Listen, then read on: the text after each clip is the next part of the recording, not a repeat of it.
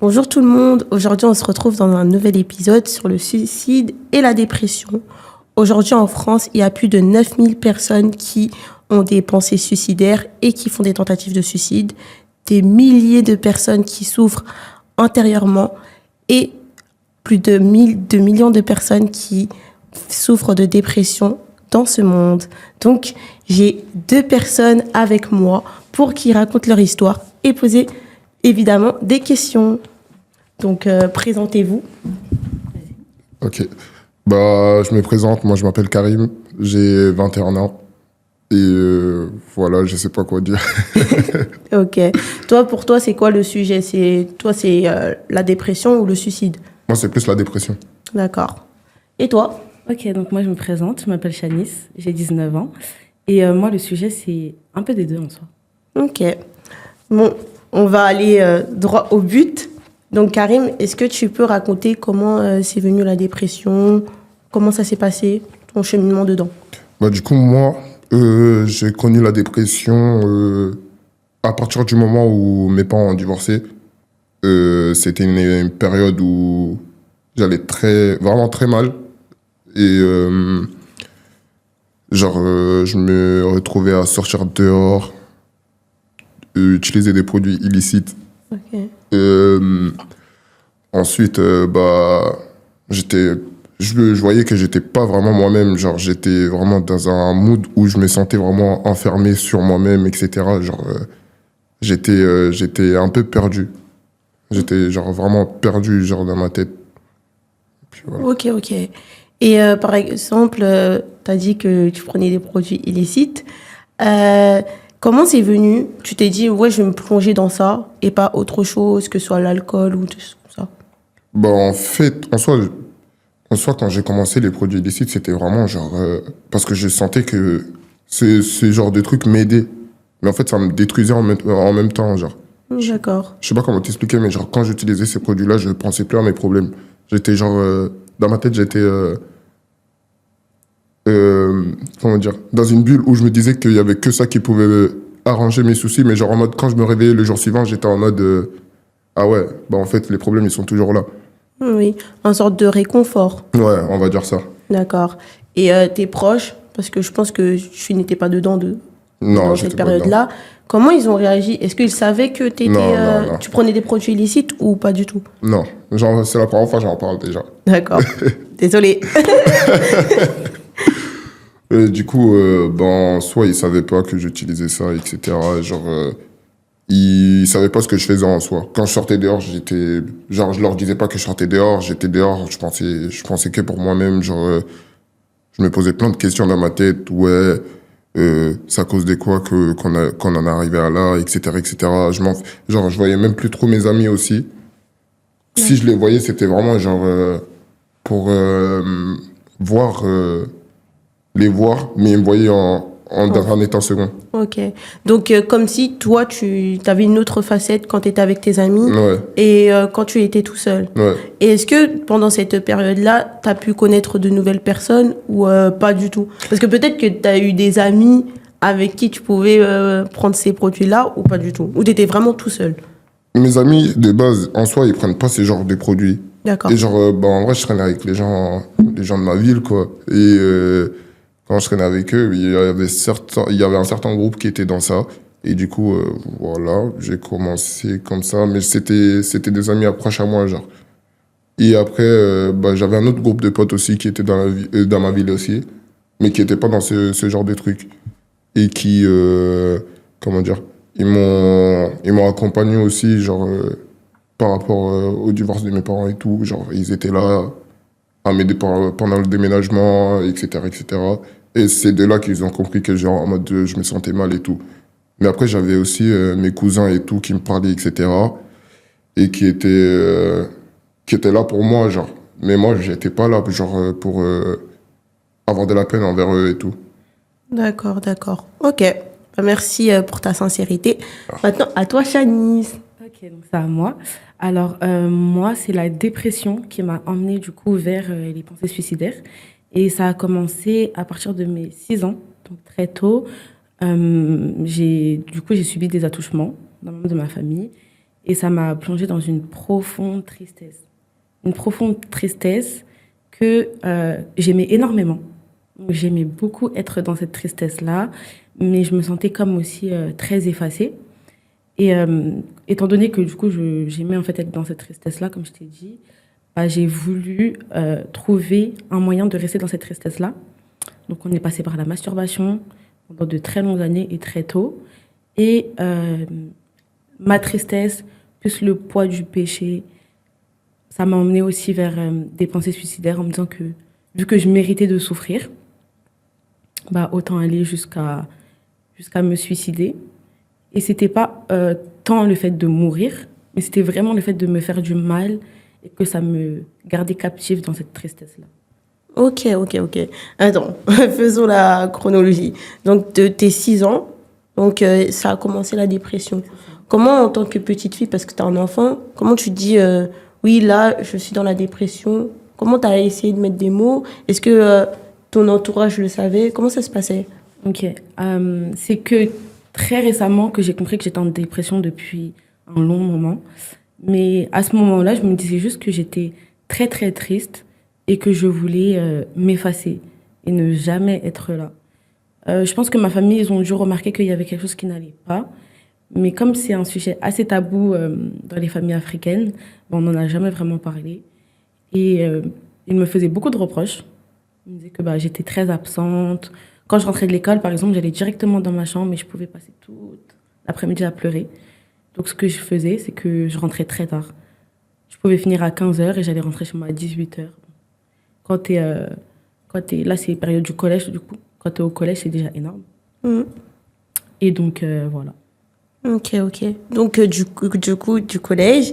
Et après, ça a été jusqu'au lycée? C'est ça. D'accord. Et est-ce que ton entourage, donc tes proches, tes amis, est-ce qu'ils savaient ou petite Shanice, elle disait rien du tout? Mes amis, ils se sont habitués à cette facette de moi. Vu que je suis rentrée au collège comme ça et que mes amis, c'était ceux du collège, du coup. Ils se sont habitués à ce côté de moi qui était très joyeuse et qui pouvait être triste du jour au lendemain et ne plus parler, ne plus répondre aux messages. Et donc pour eux, c'était quelque chose de normal, en fait. D'accord. Et est-ce que tu avais déjà eu des pensées à te dire j'aimerais voir une psychologue? Ou est-ce que tu as déjà pensé à te dire il n'y a personne qui peut me sauver? Ou même si j'échange avec une personne, est-ce qu'elle va vraiment me comprendre? Ok. Oui, j'ai déjà eu même à voir la psychologue du collège. Et je pense que c'était aussi la première étape qui m'a fait comprendre que j'étais en dépression. Parce que genre, elle m'avait dit quelque chose comme quoi ça se voyait que j'étais pas bien. Vraiment, ça se sentait en fait. Donc après au collège, je commençais un peu plus à réfléchir. Donc j'ai commencé à me renseigner et à comprendre que j'allais vraiment pas bien. Mais c'était très... Dans ma tête, c'était vraiment une bataille parce que d'un côté, bah, je demandais de l'aide, je parlais avec la psychologue, etc.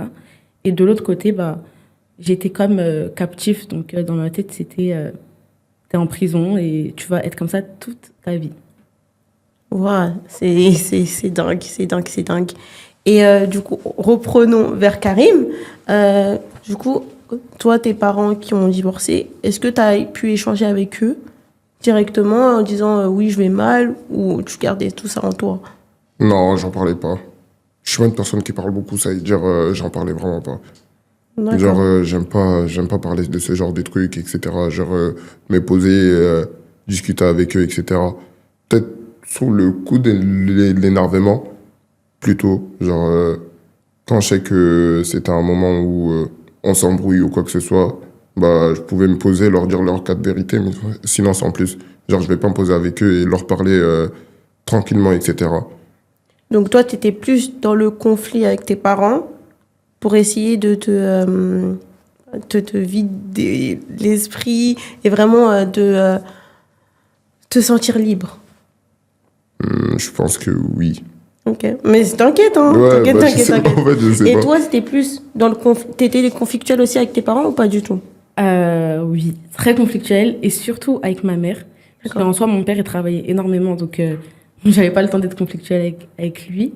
Mais avec ma mère, on s'entendait pas du tout. Alors que maintenant, bah, on s'entend hyper bien.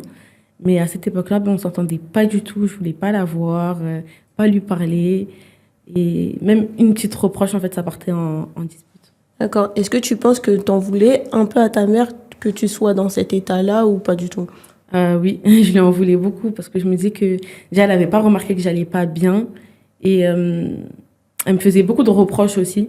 Après, je pense que c'était aussi un appel à l'aide pour savoir qu'est-ce que sa fille a. Et elle savait pas forcément comment faire.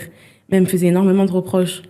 Enfin, par exemple, comme j'ai dit, quand je rentrais de l'école, j'allais directement dans ma chambre et elle allait me crier dessus. Enfin, pourquoi tu vas dans ta chambre directement, etc. Et sans me demander qu'est-ce que j'avais. Mais ouais, très conflictuelle à cette période. Ok. Et toi, c'était plus papa ou maman que t'en voulais ou les deux? Bon, soit au début, c'était plus envers mon père, genre en mode on n'était jamais d'accord en soi. Mais après, là, on s'est plus rapprochés et notre relation, elle commence à mieux aller.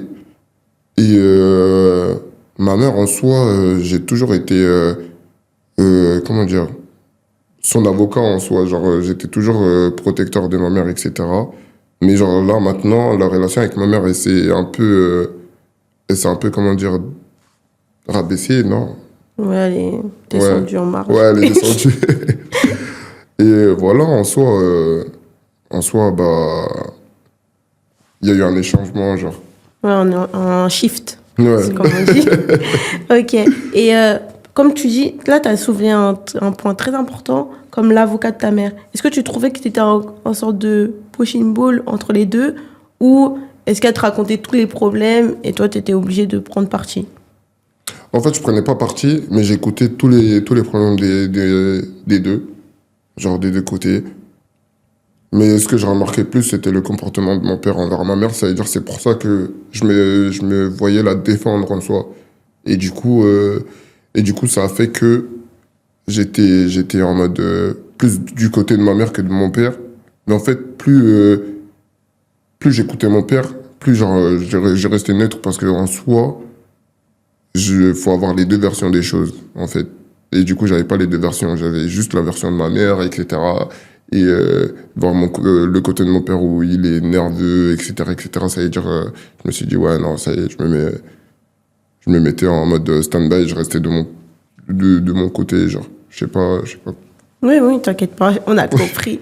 Et du coup, toi, en tant que Karim, est-ce que qu'il se passe comme ça, toutes ces choses-là dans ta dépression, est-ce que du coup, ça t'a chargé mentalement, tous ces problèmes? On va dire, ouais, on va dire oui, je pense. Je suis pas sûr, mais ouais, je pense. Ok, ok, ok, ok. Ok. Et maintenant, est-ce que là, comment vous vous sentez là aujourd'hui? Et comment, surtout, comment vous êtes sorti de cet état de dépression? Moi, pour sortir de l'état de dépression, au début, bah, je savais pas comment m'en sortir et tout. Mais après, j'ai vu, il y avait des trucs qui m'intéressaient, genre la mode, etc. Et ça m'a donné envie de faire du sport pour perdre du poids, etc. Et quand j'ai commencé à aller faire du sport, etc., j'avais oublié que j'étais en dépression, genre. Et du coup, c'est un truc qui a marqué dans ma vie, aller à la salle ou aller courir, etc. Et c'est un truc que je fais quotidiennement maintenant, parce que genre, c'est un truc qui te fait sentir mieux. Je sais pas si tu captes, mais genre, Ça je me vide l'esprit? ouais, ça a vidé mon esprit en mode, non, bien. Ok. Mais là, du coup, tu te sens bien. Ouais, ça va, je suis là, hein. Ok, ok. Et toi? Moi, comment j'en suis sortie? Bah, au début, j'ai essayé de faire plusieurs activités, tout comme il a dit Karim. Bah, j'ai essayé de faire des activités, me concentrer sur autre chose, etc. Et je me suis rendu compte en fait que bah, la seule chose, ou du moins la seule personne qui m'avait vraiment fait sortir de ça, en fait, c'est Jésus-Christ. Parce que quand j'ai essayé en fait au travers de plusieurs choses, j'ai expérimenté plein de choses, etc. Par exemple, j'ai essayé d'être à fond à l'école. Ah, j'étais une craque, j'étais vraiment à fond, etc.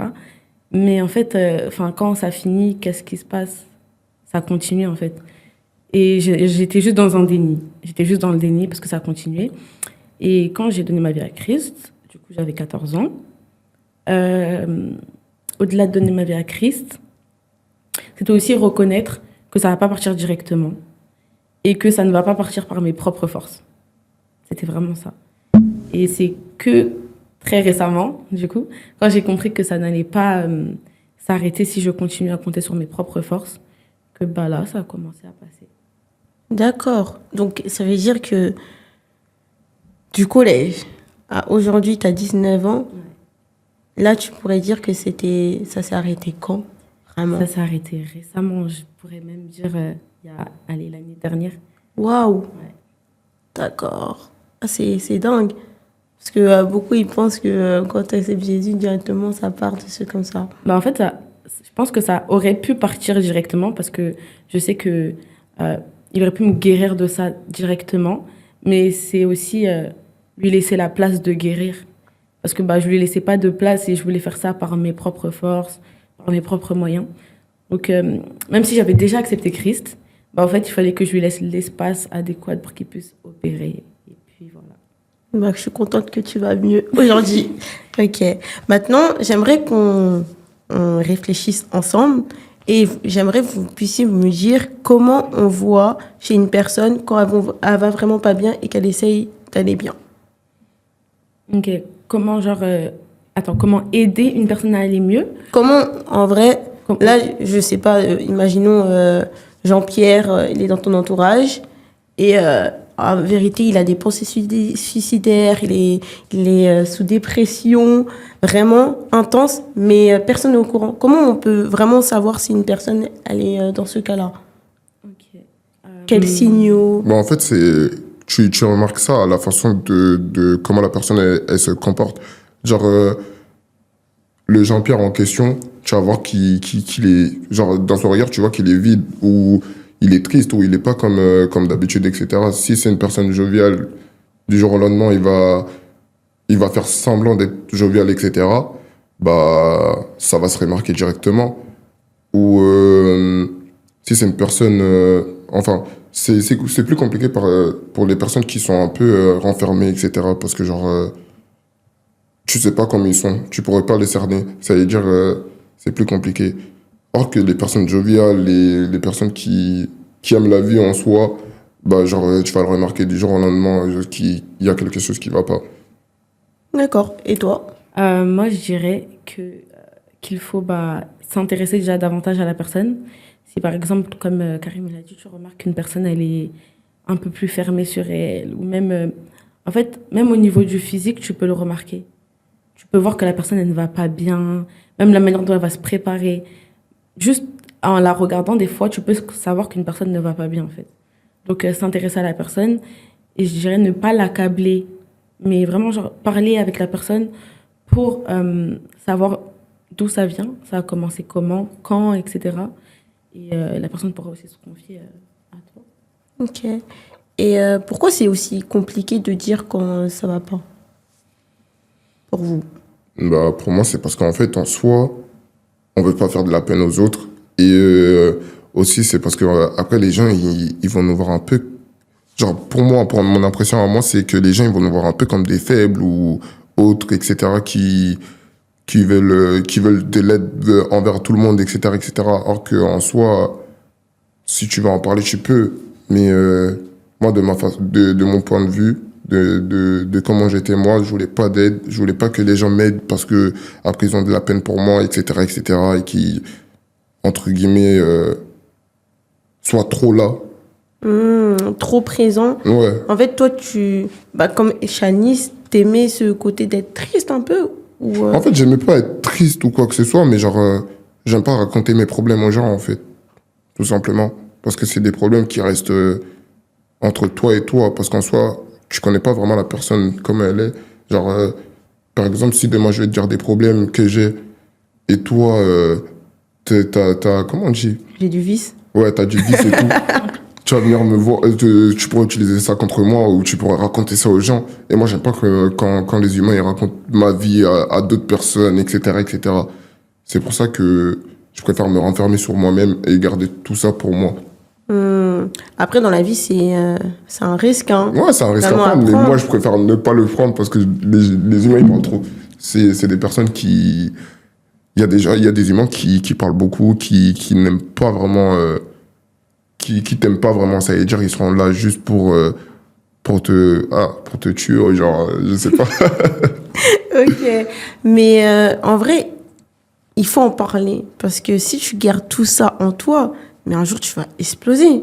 C'est pas possible. Tu vas exploser, tu vas commencer à péter les Ouais, plombs. ben, tu peux en parler, mais à des personnes vraiment, mais genre des personnes de confiance. Parce que sinon, si t'en parles à un de tes amis comme ça, genre, mais tu lui fais pas vraiment confiance, genre, t'auras toujours des doutes sur lui. Tu vas te dire, est-ce que ce mec-là pourrait utiliser ça contre moi? Ou est-ce que cette personne-là, elle pourrait utiliser ça contre moi? Je sais pas. Genre, des trucs comme ça. Ça veut dire, je préfère ne pas parler et garder ça pour moi. Peut-être, je dirais ça à 2, 3 personnes vraiment, mais genre des personnes vraiment à qui je fais confiance à 100%. Sinon, je pourrais pas raconter tout ça. Ok. Et toi, Shanice? La question, c'était pourquoi on a peur d'en parler, c'est ça? Ouais, c'est ça. Moi, au-delà de la peur, on a honte, etc., je dirais que c'est de l'orgueil déjà. Parce que, bah, après, ça, c'est très humain. On a peur de se montrer sous un état de faiblesse. Donc, je dirais que c'est la peur. Et aussi, je dirais que c'est l'orgueil. Et aussi la peur de ne pas être compris totalement. Mais après, je pense que c'est aussi comprendre que, bah, en tant qu'humain, un autre humain ne peut pas me comprendre à 100%. Genre, par exemple, même si je vais raconter mes problèmes à ma mère, à mon père, à mes amis, ils vont comprendre une partie, mais ils ne peuvent pas comprendre à 100% ma situation parce que déjà, ils ne la vivent pas. Et même s'ils l'ont vécu, ils ne sont pas passés par les mêmes étapes. Donc après, c'est aussi reconnaître que bah, on ne peut pas être comprise à 100% si ce n'est par Dieu. Ok, ok. Et vous avez un entourage, du coup, les personnes très proches de toi, Karim, pas les personnes de l'extérieur. Comment, à cette période-là, vous auriez aimé être soutenu?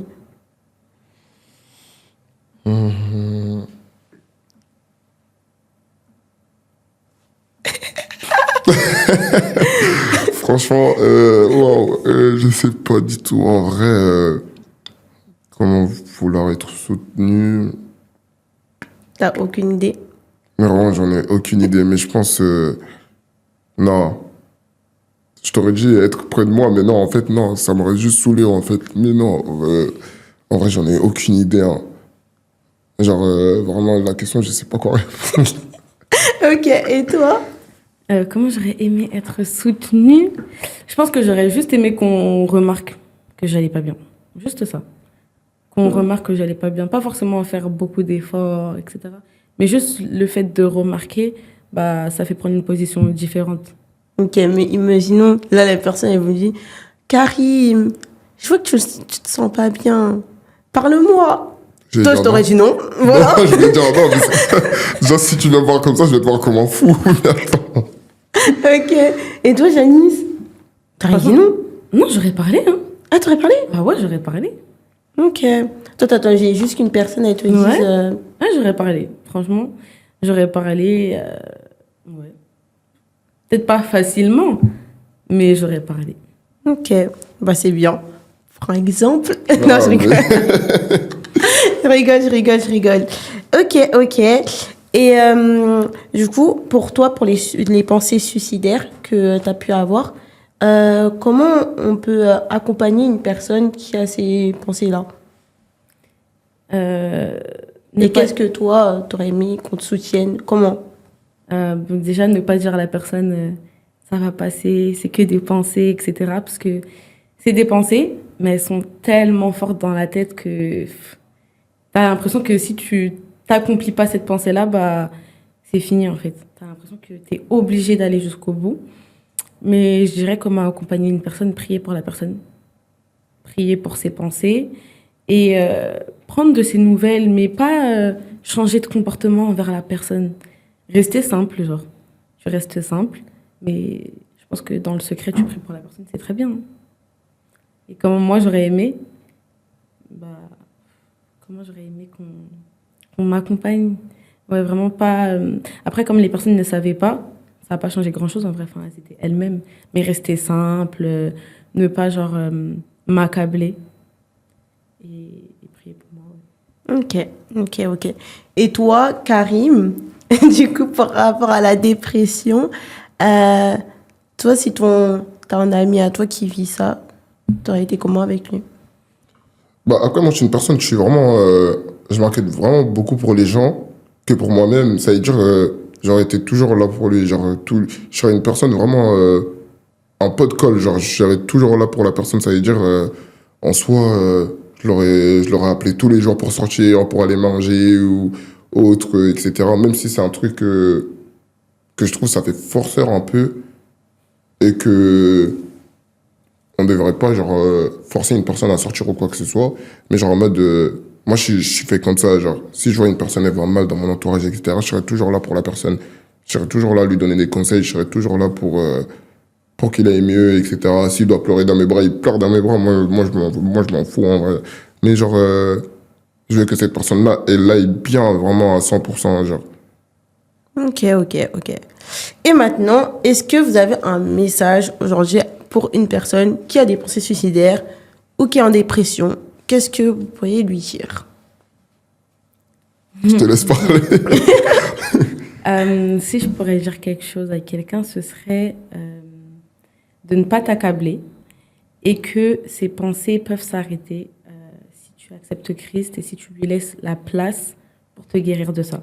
Mais vraiment ne pas s'accabler et croire que ça peut passer. Parce que c'est très dur au début de penser que les pensées elles peuvent arrêter de t'oppresser. Mais vraiment que ça peut s'arrêter, c'est Jésus qui guérit. Et toi? Bah, déjà pour commencer, qu'il prie beaucoup.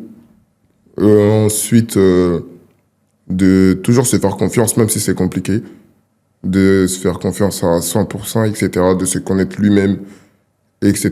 D'en parler de pouvoir en parler à des personnes proches, que ce soit ses parents, ses amis proches, sa copine, son copain, etc. Que s'il va mal, il lâche tout, genre, il doit pas se retenir, etc. Et en soi, je pense que c'est tout. Et qu'il prie beaucoup, hein. Genre, qu'il prie beaucoup, etc. Et qu'il fasse beaucoup d'activités aussi. Ok. Genre, des activités qui peuvent le sortir de tout ça, genre. Lire, écrire. Un peu tout. Hein. Et des loisirs et tout. Ouais, des loisirs comme ça et tout. Ok. Bah, merci de nous avoir écoutés. Et aussi, je voulais dire à une personne qui vit ces situations ou qui a déjà été dedans, bah, que tu n'es pas seule et que tu as des personnes qui t'aiment énormément autour de toi. Même si toi, tu penses le contraire, bah, y a des personnes qui veillent sur toi. Et aussi, je voulais mettre un numéro concernant le suicide aussi, parce que c'est très important. Le 31 14, si vous avez des pensées suicidaires ou vous êtes en dépression, vous pouvez appeler ce numéro-là, qui sera toujours là pour vous 24 heures sur 24.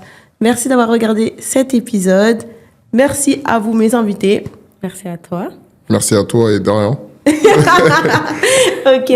Et est-ce que vous voulez faire une petite promo de quelque chose? Bah, ajoutez-moi sur les réseaux, hein, un peu. Ouais, je sais pas. Ok. Et toi? Bah, je suis coiffeuse et j'ai une marque de vêtements. Donc, vous pouvez... là, elle va mettre les... Ouais, tu vas tout mettre au final. Je mettrai en bio description, comme ça, vous pourrez retrouver les Instagram. Merci tout le monde. Merci à toi. Merci à vous. Bisous.